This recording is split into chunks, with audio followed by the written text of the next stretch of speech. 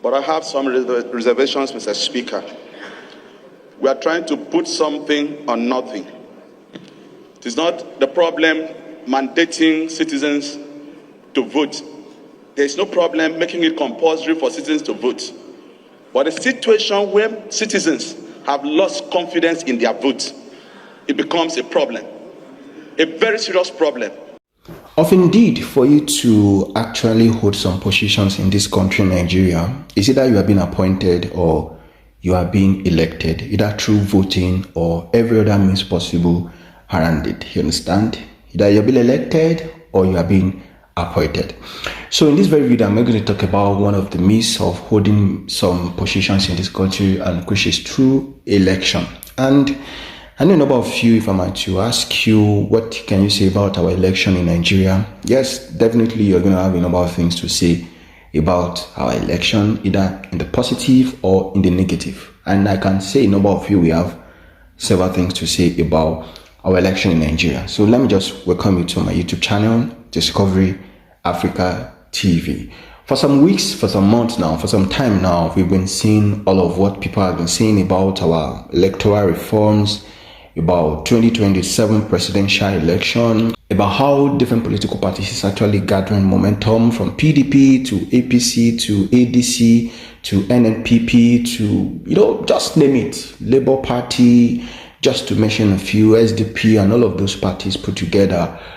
They've been gathering momentum because they want their candidate to win election come 2027. But at the same time, Nigerians is curious because they are tired. They can't, we cannot just keep doing the same thing the same way and expect different result. Some weeks ago, we saw what happened in the House of Assembly when our House of Rep member actually passed some bill. They've been passing several bills several times, and one of the bill they passed was the bill for rotational presidency, although some actually rejected it. That aside, another bill that was passed is bill for compulsory voting. That is very serious. Now when we begin to talk about issues with our elections over the years, I know the number of things in your mind. You watching this video, you can drop it at the comment section. You see that you have issue with vote buying, or you have issue with the manipulation of results, or snatching of ballot boxes, issues that comes with corruption. The highest bid actually, wins it all. And people have the notion that either I vote or not, they already know who will win the election. So I don't need to waste my vote or waste my energy during the election day because they already know who the winner is. And some people in the election day, they will actually just make that determination to just stay at home, watch the election live, either Channels TV or Arise TV or whichever TV station that carries it live. They will decide to do that than for them to go and vote because they believe either they vote or not, they already know who will win the election. They know that their vote will not count. So these are some of the reasons that discourage people from not participating in voting. But to you watching, and I've not been voting all this while, what are the things that have actually discouraged you from voting? Or probably you have people that have not been voting in your community. What are the things you think have discouraged them from not voting? Maybe over the years they've seen that people that they vote into power, they disappoint them, and they later turn them down. But let me leave you to the rest of the video, to all of this bill for compulsory voting and what Nigerians is actually saying out there. So watch the video, like the video, share the video, and drop your comment to all of what was said in the video about this compulsory voting and about our election in Nigeria. And if I were to ask you, what do you think the Independent National Electoral Commission can do at this point in time for Nigerians to actually have confidence in them? So watch the video. This is Discovery Africa TV. Peace. God bless Nigeria. And God bless Africa. We have seen Nigerians who jokingly are asking, is there enough prison space because it's vote or be jailed?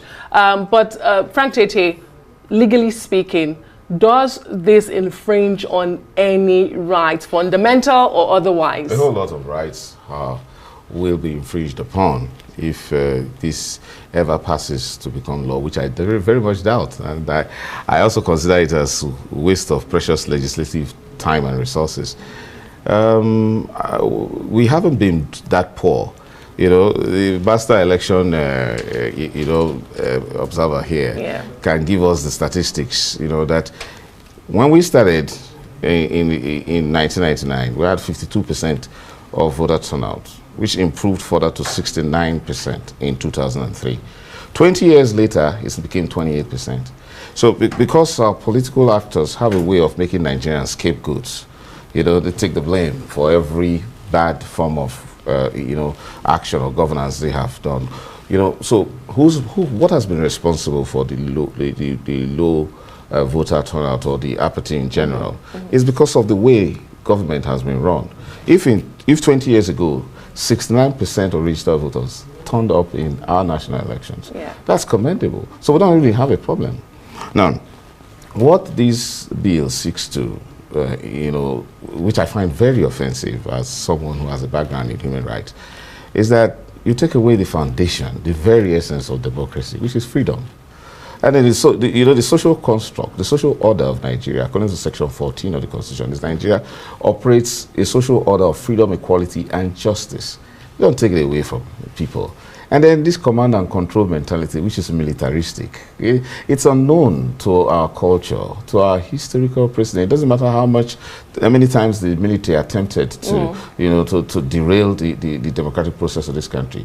You don't come and then impose things on people. It's very undemocratic. It's good. And I'm surprised that the very brilliant minds in the House of Representatives that are actually pushing this. I'm happy that they still have some people like Honorable Abianti who's talking sense to them. The thing that it's being operated in other countries does not mean you impose it here, because law has to reflect a measure of historical and cultural context to the people. So it's unknown, it's offensive, it's going to cause a lot of trouble. But again, in Nigeria, when politicians do things, they usually underline on an unspoken reason why they do these things, because they don't just act. They act for political benefits. Well, see, it's easy when you compel, neutral persons who would be otherwise neutral to vote. Then it is easy it's easy to sway them. And so you're trying to say that you want to dissuade people from the acts of vote buying. No, you will easily buy the votes of persons who are undecided that you have compelled to vote. Okay. So I don't think it's very wholesome. Interesting. There are others who think that this is also to silence the opposition voice, because if I do not vote, it's a form of protest. Perhaps because I don't have a choice or a candidate. And so if you now say it is compulsory for me to vote, I have to vote for your candidate. But that's one thought. Samson, let me come back to you, because proponents of this bill, point to democracies like Australia, Belgium, Brazil, Peru, where compulsory voting has actually shown that civic participation has increased. So why not Nigeria? Why not Nigeria? And then you have spent years, like Frank Tete said, promoting youth and civic engagement. Isn't it frustrating that despite your efforts, you're seeing a decline? I mean, we had less than 30% come out in the last election. The fundamental question is, why are Nigerians not coming out to cast their vote? And Frank has highlighted a couple of reasons. See, if governance does not deliver, if people's lives does not improve, and they cannot reconcile, their participation in elections with the quality of their livelihood, there's no reason why they will show up to cast their vote. Secondly, if people don't believe that their vote will count at elections, it makes no sense for them to come out to cast their vote. The biggest challenge that we have ahead of the next election is, how do we inspire confidence on the part of Nigerians that their votes will count? That when they go out to cast their votes, we will not see 3 different result sheets from one polling unit. We will not see cases where collation officers will mutilate results, on the day of elections. We will not see cases where the final arbiter, the person, the institution that decides the final vote, is the judiciary. If those things are eliminated, you would see more people come to cast their vote. We are a country, to a large extent, that does not uphold the right to vote. There are categories of voters that don't cast their vote. I can't remember the last time I did where you voted at elections. Security agencies, as an essential worker on election day, exactly. I've never voted. You've never voted. Yes. This is why the proposed bill around early voting will fix that problem. Diaspora voting. If you introduce diaspora voting, introduce early voting, introduce prisoners voting, you'll be creating spaces for other people to participate in the electoral process, and that should be our priority, as opposed to making it compulsory for people to cast their vote. In other words, are you saying we're putting the cat before the horse? Are you saying this is, or there's no, justification for it at all? There are no good sides to it. Is that what you're saying? I think we're investing legislative resources in a wrong place.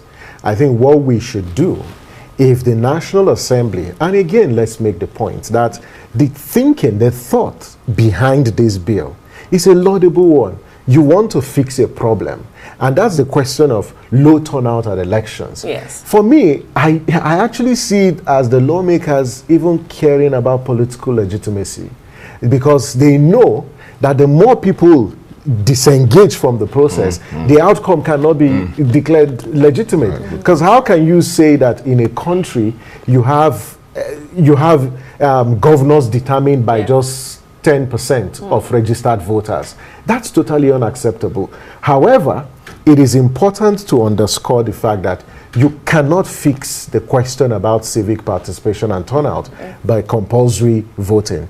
There are other ways to do that. Inspire trust and confidence. Let government deliver good and services to the people, and then create spaces where all these administrative bottlenecks like no PVC, no vote, those things should be eliminated, especially when you have beavers that functions optimally, has the voters register on it, people with your national ID or any form of official identification. Once you show up at the polling unit, you're able to cast your vote. All right.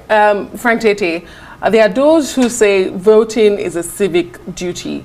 So if we can mandate payment of taxes, driving licenses, national ID registration, and you criminalize tax evasion, why is voting the most important civic duty off limits to compulsion? Taxation is a constitutional duty, but voting is a constitutional right.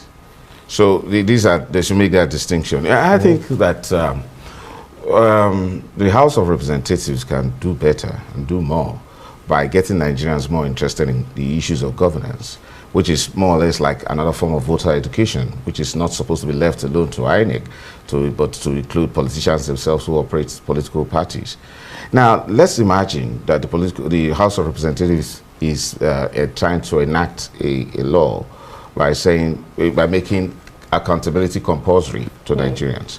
That will trigger interest in the political process. Accountability on the part of who? Accountability on the part of politicians, on the part of political office holders. Yes. INEC. Let's have, for example, why can't we have a law that says that all councillors must give weekly reports to their constituents or whatever, or be jailed, or whatever, and then members of the House of Assembly must hold monthly, town hall meetings with their constituents, and then ministers and all that must all give weekly briefings, and police and law enforcement agents must account for everyone person or whatever happens in their police stations or their formations every day. Now, when you bring people in touch with governance, and then they realize that they have a right to participate, because in Nigeria, every Nigerian has a right to participate and access government. Now, like I said, where did this problem start?